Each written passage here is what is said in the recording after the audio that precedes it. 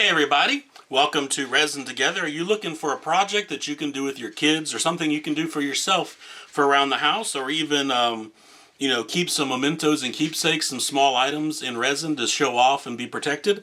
Well, stay tuned. We're going to make these beautiful pieces. We put different things inside them, from rock glass to little metal gears, even sand and ocean themes, and mosaic glass and things like that. So a lot of different options that you can do, and just some suggestions. Most of all, it's simple with the easy little cake mold, a little bit of resin, and just a little bit of time, and anyone can do this. It's a fun project for you or your children. So stay tuned as we resin together and learn how to make these.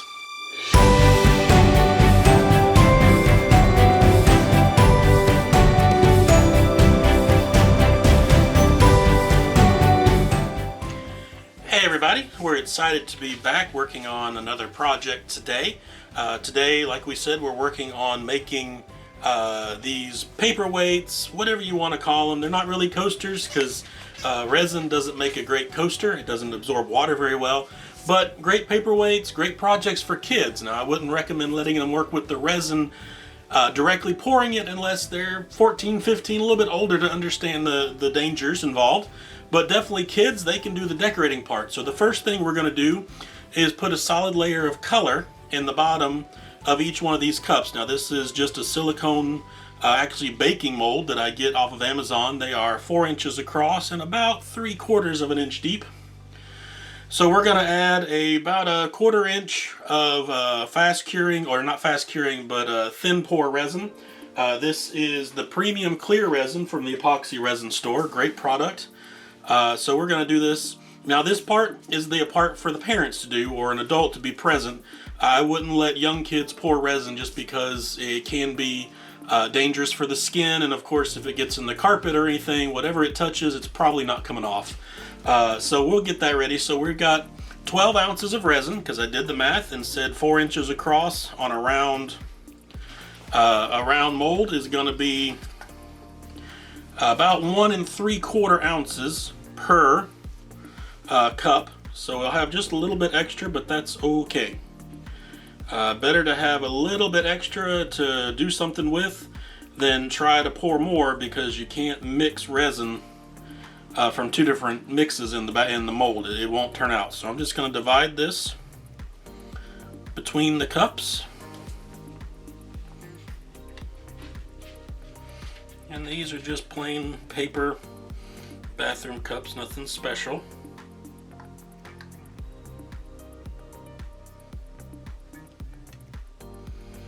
Okay, so a little bit extra. Let me give everybody just a little bit more. There we go.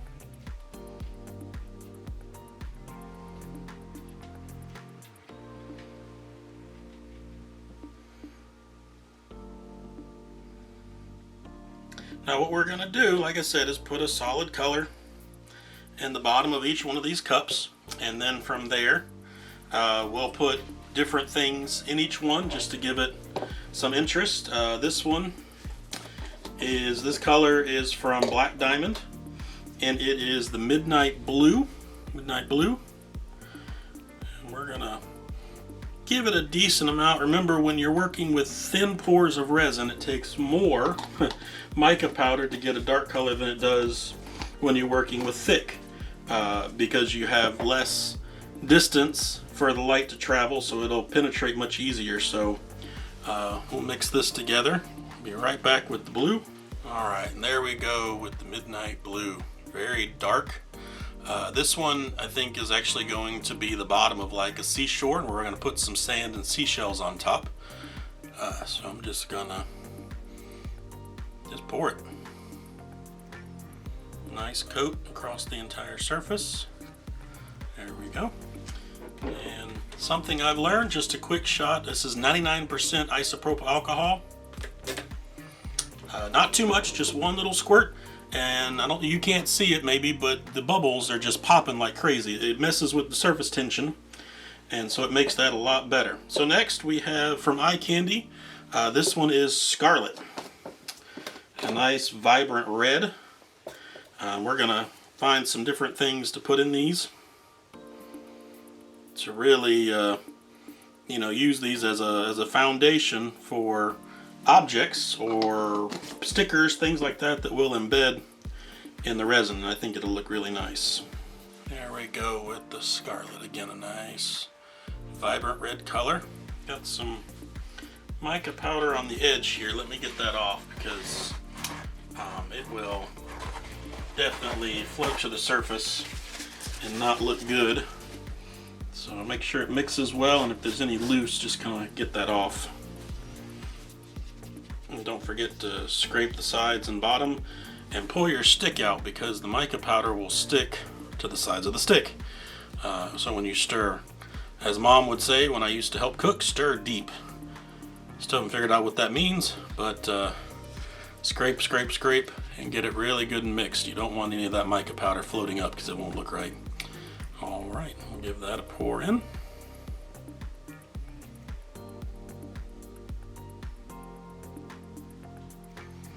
There we go. And again, quick little shot of isopropyl alcohol. Now you can use that, the 99%, because it doesn't contain enough water to really mess with the curing of the resin. I say that now, be careful. If you squirt a lot of it in there, then you definitely will run into issues. You can't use a whole lot, but you can absolutely do a fine mist across the top of your resin, because it will change the surface tension and it allows those bubbles in there to melt or to pop very easily and rise to the surface. So definitely be aware of that. So next we have from Mainspring, this is the turquoise blue. Mainspring turquoise blue, very pretty color.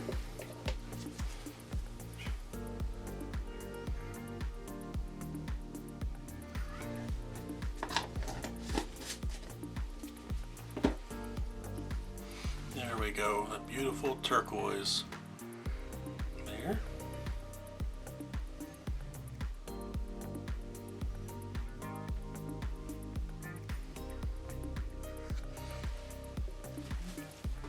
Quick little squirt.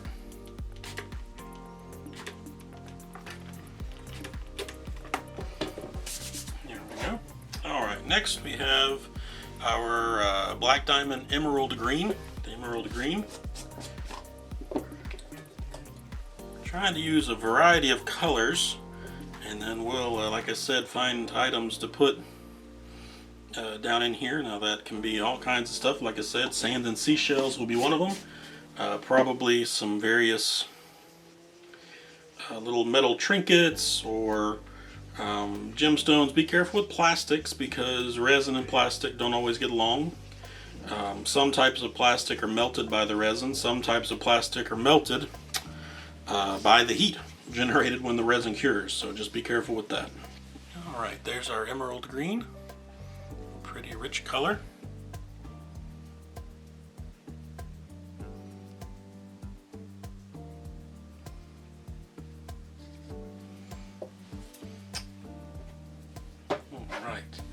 Next we have our silver pearl. Silver pearl. Oh, forgot to do my alcohol. There we go. Silver pearl, nice bright white. We'll put in one of these. I'm going to use a decent amount because I want a rich color on this one.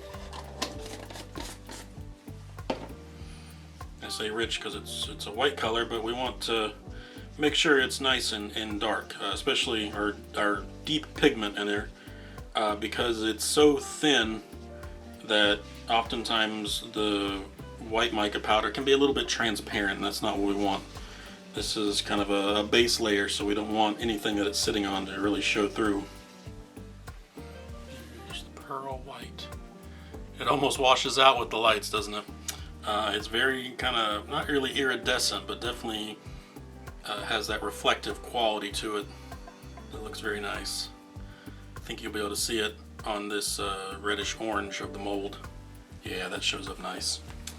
Alright, and again, just a little squirt. That. And then last but not least, from Mainspring, the rose quartz. a nice, again, sparkly rose color. I think it'll look pretty. There we go.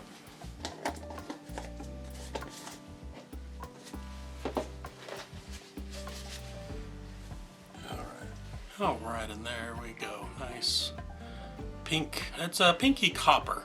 It's a pinkish copper color. I think it's gonna look real pretty, so we'll get that in there.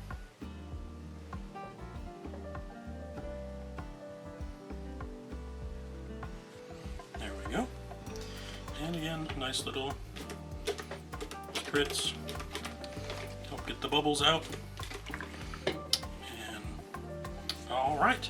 So we are going to let this cure before we put stuff in it, and especially before you pour another layer of resin, you want it to cure pretty good. Now, because we're using the thick pour resin for the rest of it, we're going to need to rough up the edge or the top layer to give it something to adhere to, because the bottom layer of the resin will cure too quickly for the thick pour resin to actually adhere to it, I think. The other option is we can pour smaller layers. We may actually do that. We may use the regular thin set layer resin in thinner layers. That way we can put our stuff down, kind of tack it in place, if you will, and then we'll fill it the rest of the way up. That might actually work better, keep things from shifting while the resin is doing its thing. So we'll think about that as we get stuff together and let this cure. And then we will go from there. Hi everybody, so we are back and ready to take the next steps on our paperweights, whatever you want to call them. So they are cured hard for the most part, little bit of give, but really they've cured. So we want our next layer to adhere well. So this is just a piece of 220 sandpaper. Doesn't need to be anything special, but higher grit would be better.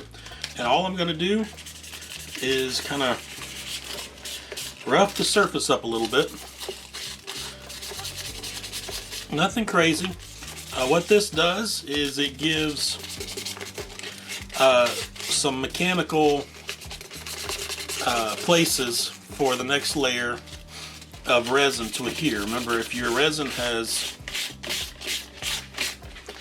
cured up hard, then if you go to add another layer of resin, what's going to happen is you may not get a good bond. Now, if it's still somewhat soft, then chances are it will form a chemical bond. The layers of resin will physically adhere to each other.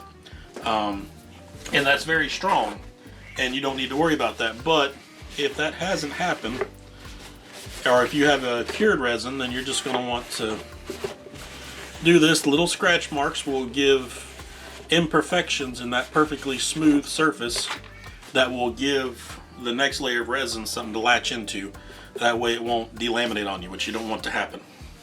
So what I have is some sand. It's actually white aquarium gravel. It's a little bit bigger than sand, so it does better in the resin. And then I have, we'll use some of these. I got some little plastic sea creatures. Got these from the local hobby store that I'll use in some of these. We're going to play a little bit. And then I've got these. They are Mosaic glass tiles, finished and shiny. They look pretty. We'll put those in some of these as well. I'll show you one, just a glass tile. We'll use some of these. I also got some little miniature sand dollars that I got from the store. Now, if you notice, I poked a hole in the top. It already had some in the bottom, but the hole in the top will give somewhere for the air to come out while it fills up with resin. That's important, because in the resin, these will absolutely float. They won't do what you want. And then I have some smaller mosaic tiles, and I don't know if you can see, but these actually have glitter in them. I thought those would be pretty on some of these, so we'll find something to do with that. And then some bigger shells, more of a one accent piece that might go good in one. and then little miniature shells as well. And then we have some other items, so we got glass rocks, crushed glass rocks that we can put in there in different colors. So we're gonna put all this together. I'm gonna do some stuff and see how it turns out, and we'll come back after I've got some decorating done. Alright everybody, so we are back and ready to take our next step. I did some decorating. I'll be the first to admit I'm not always the most creative person when it comes to stuff like this, but this first one here, I added the white sand, or the aquarium substrate really is what it is, and some of these shells and the little plastic figurines. I'm gonna hope these don't melt in the resin. They might, and if they do, learning experience. The red one, we used the big pieces of the Mosaic glass to put in here. We'll fill that up. And then this one I did a sand as well, put some more of those little creatures and the sand dollars in. We'll see how that goes. Let me kind of fill in the divot here, make it look a little natural. Got stacked. This one I found some brass and metal gears, so we filled those in here. They're tiny little gears. I found some planet stickers for this one, so they're little planets and stars, and I added some of this gold crushed glass in there for some 3D effect. Don't know how that looks, but it's cool. And then here we used the small one with the glitter to fill that in and make it look nice. So what I've mixed up is 12 ounces of the floral resin. Sorry, I had to think about that. The floral resin from the epoxy resin store.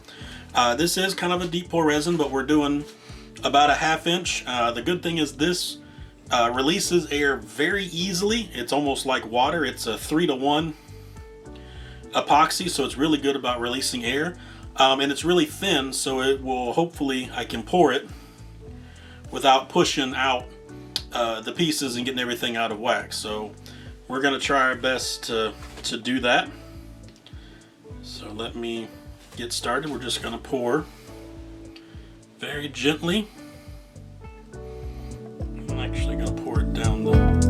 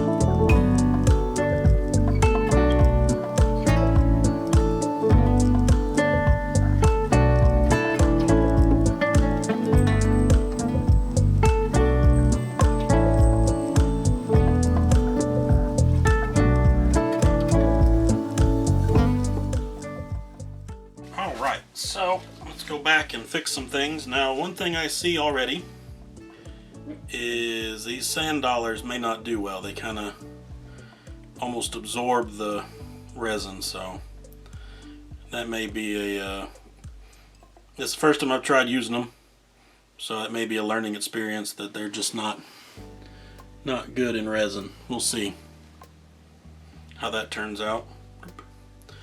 But everything else seems to be okay. except for my turtle that keeps wanting to float. Push him down. I'm gonna have to come back and fix him. Everything else looks pretty good. And so last but not least, just gonna give everything a little squirt with isopropyl alcohol. If you notice, it had air bubbles on top, but they've all now popped. This one's got, there we go, a little bit of hair in the top. So other than that, they look good. So we're going to give these guys some time to set up and cure, and then we will come back as soon as they're ready to come out and see how they look. Hey everybody, so we are back. We have taken these out of the mold. I apologize that I did not share the unmolding with you. I had another project. I'm teaching a class coming up in a day or two, and I needed the molds to get ready for that class, and so in my hurry I've completely forgot to record the unmolding. But here's what they look like. Now I messed up. I did unmold them a little bit early, so as you see, that kind of collapsed on itself. Now I'm not wholly disappointed because it gives it an interesting texture, but I think they turned out pretty good. Nice and clear. The glass pieces kind of disappear because of the way the resin reflects and takes away the corners of the glass. It just kind of disappears into it. So you know, that's something I need to think about, but I think they turned out really good. Like I said, this one, it kind of collapsed under its own weight, but definitely looks pretty. Everything is inside. And this one, brown with the glass pieces in there.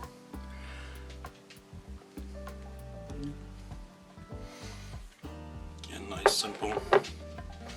This one with the planet stickers and little rocks of glass color. A few little bubbles from under the sticker, but it doesn't look bad. Now this one didn't really collapse much. As you can see, it stayed. I think that's because the sand gave it some support so it could hold itself up while it finished curing. So I think it looks pretty good. I don't know if you can tell, my little turtle kind of popped above the water. Let me see if I can get that angle right.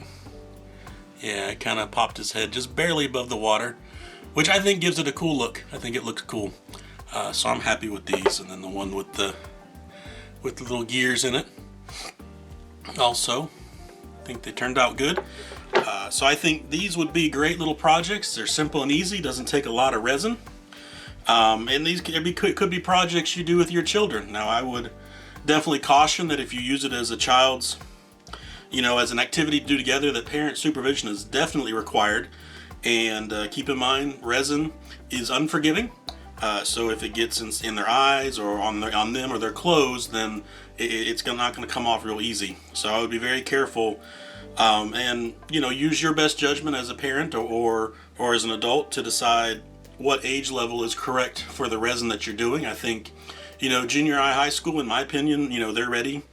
Could do the pouring and the work with the resin. For the younger kids, I definitely think they would have fun laying out the sand and putting in their decorations. In fact, that's part of what the class I'm doing is with elementary kids, doing the sand into the layers and doing their decorating, and then we'll go back and pour the resin for them. But either way, you know what, you make it for yourself, you do it as a kid project.